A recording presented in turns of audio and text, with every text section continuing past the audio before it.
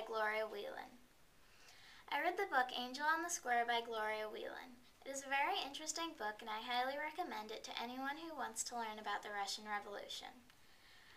I read Angel on the Square, and I loved Angel on the Square, and I think you will too. Angel on the Square starts in 1913, a year in which a revolution was being talked about among the Russian commoners.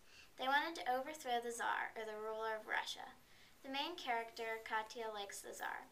She was an aristocrat, or a rich person. In those days, most aristocrats liked the Tsar. Katya's close friend, Misha, was not in favor of the Tsar. His father had been killed in war, and his mother died of disease. Misha lived with Katya. Misha and Katya usually got along, but because of their opposing opinions about the Tsar, they had many arguments. One day, Katya's mother told Katya that she would be a lady-in-waiting to the Empress. Katya was thrilled and also a bit scared to meet the Tsar, the Empress, the Grand Duchesses, and the Tsar's son, who was next in line to the throne.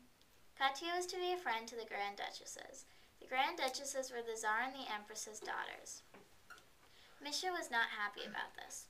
He said that the Tsar was shutting his eyes to the problems of Russia. When Katya and her mother arrived at the palace, they were surprised at how simple the imperial family lived.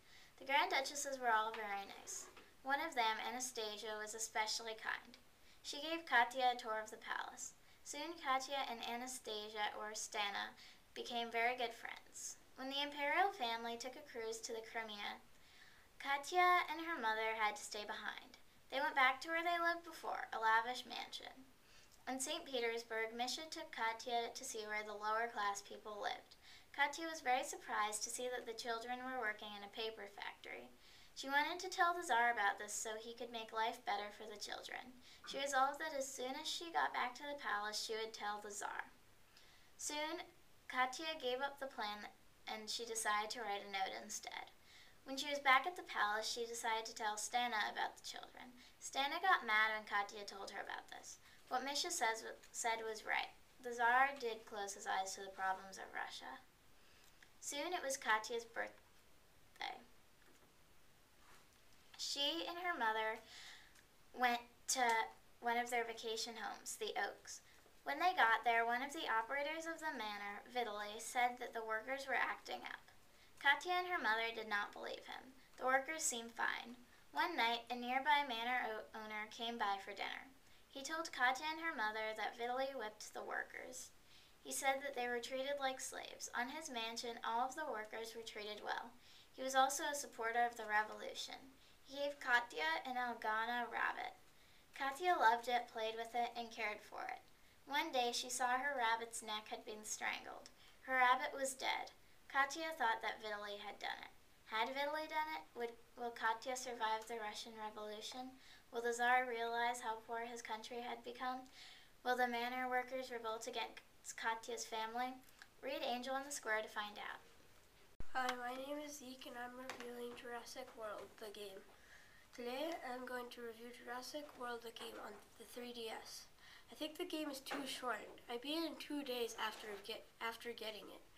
It was a fun game, but the storyline was really bad for all 4 games. The worlds were too short, but I think it's because there were 4 in one game.